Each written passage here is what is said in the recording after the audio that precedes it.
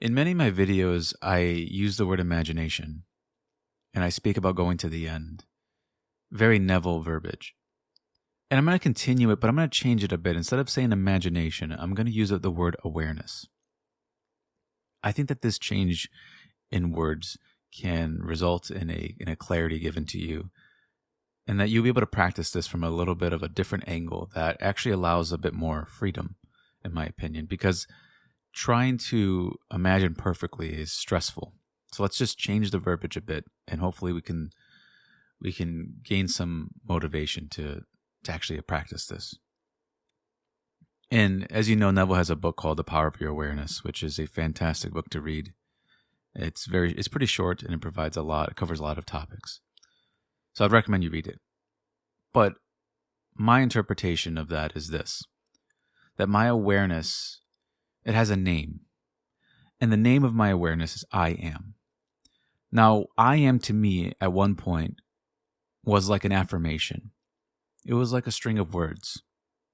It was like a claim almost. Just like a claim, like a statement that I'm saying, I'm this, I'm that. But what I found is that I am is not that.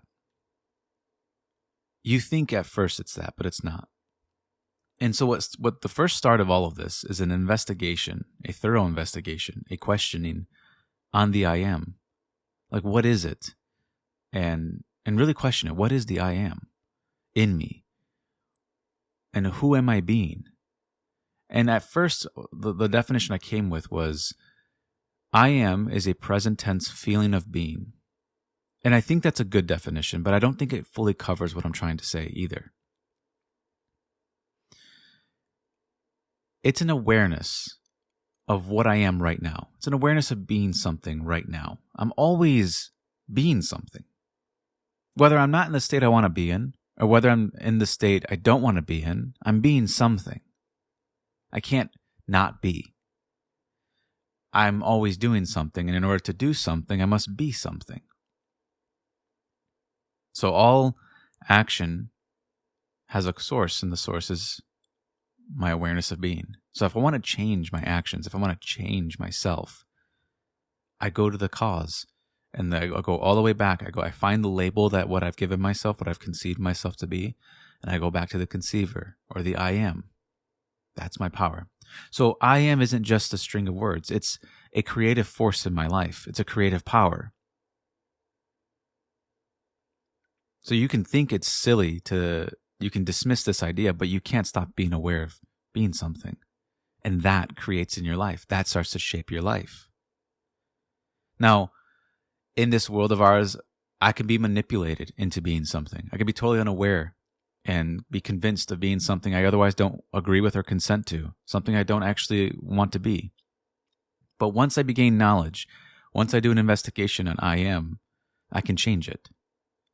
But really it starts with that question, and it's an honest question, is what am I being right now? What am I aware of being right now?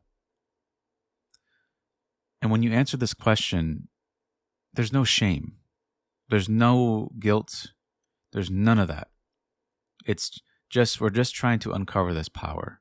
We're just trying to investigate it. That's all we're doing. And what you'll find is that you might be aware of being something that you otherwise don't want to be aware of being. You might find yourself, well, I'm aware of being afraid of this thing. I'm aware of being worried about this thing. I'm not in the awareness that I want to be in.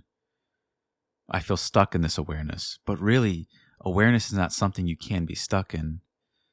And it's not something you can lose either. So you might have been in, let's say you were in a wonderful state in the past, but then you found yourself, and this has happened to me many times, where you lose yourself, you lose this principle, you stop practicing it. In my case, I forgot that I was a student of this as well, not just a teacher. And when you discover that you've lost it, you'll find yourself in certain states of being that you never really wanted to be in. And then your life started to create from that. But just because you left a good state of mind or an awareness of being that you once were, you're aware of being brilliant, of being beautiful, of being lovely, of being powerful. You're aware of this at one point, then you forgot. You can always go back. You can't lose these things. States of being are inside of us. It's just like a snake that sheds its skin. It's just like that. The snake stays the same, but the skin changes. So the conscious being, what that conscious being is aware of being, might change. The state might change, but the conscious being remains the same.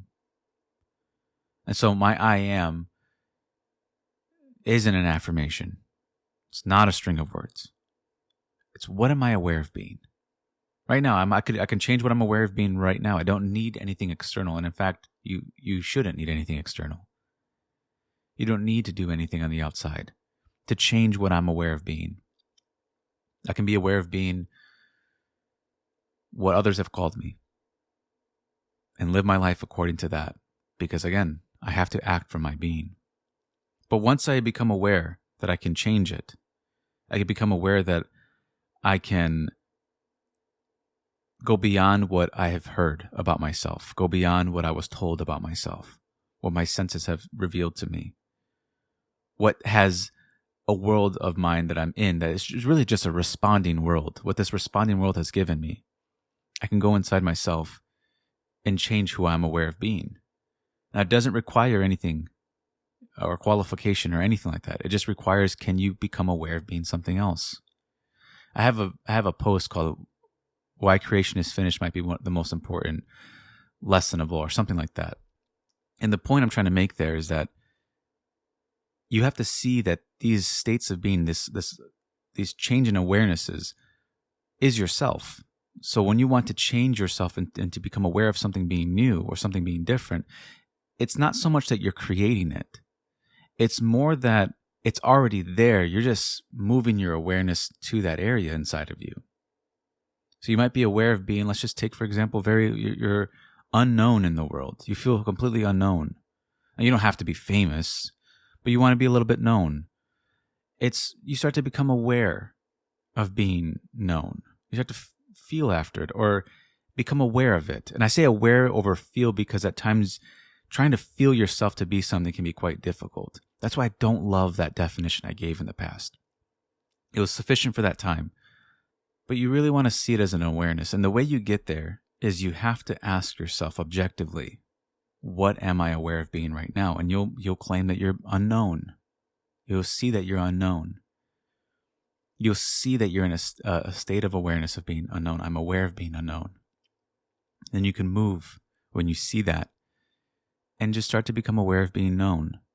You don't need anything other than your awareness. So your change in awareness is the creative power. It's not by making people know you.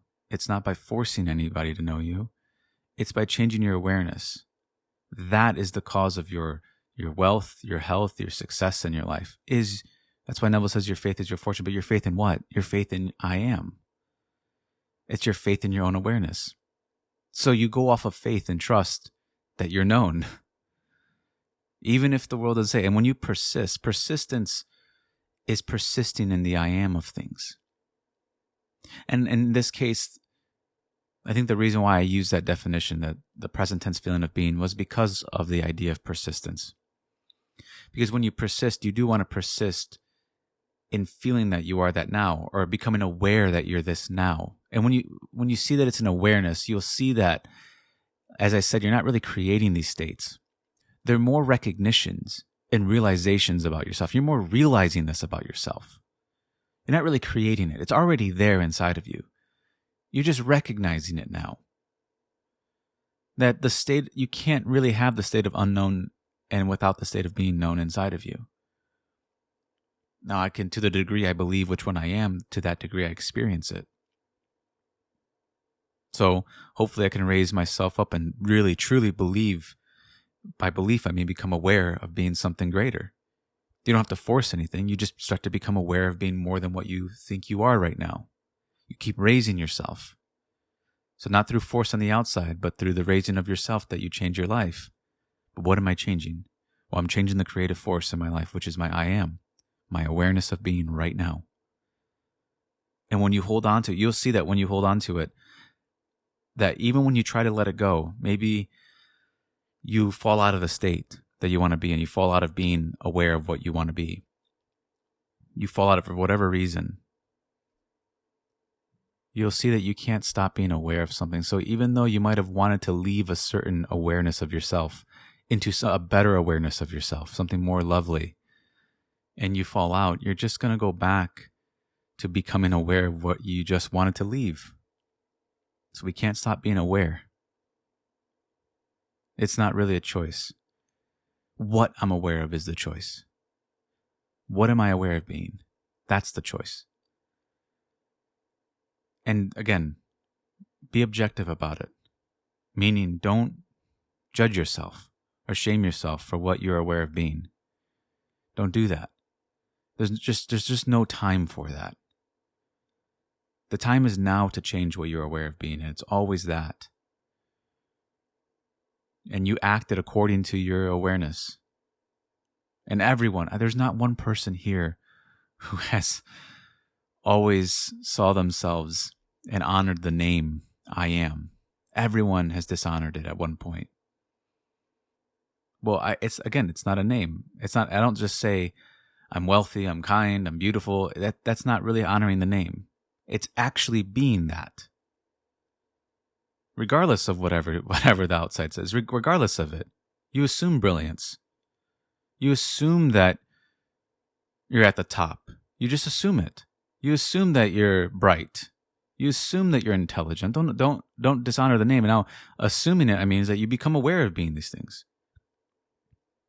And then you'll see all the misspent energy that you gave to all these different conceptions comes right back to you.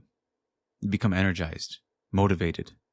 You act off of this, because again, you're going to act from something, from some idea. Now you're going to act from these new ideas. So that's really what it means to persist. And what you'll find is that when you start to persist in becoming aware of something new about yourself, you become aware of being something different. That new state of awareness will start to reflect in your life. You'll go to your bookshelves, you'll just read something and it will reflect what you're aware of being. The people around you might change, or by change, I mean like literally there might be different people that come into your life that reflect this new state of awareness.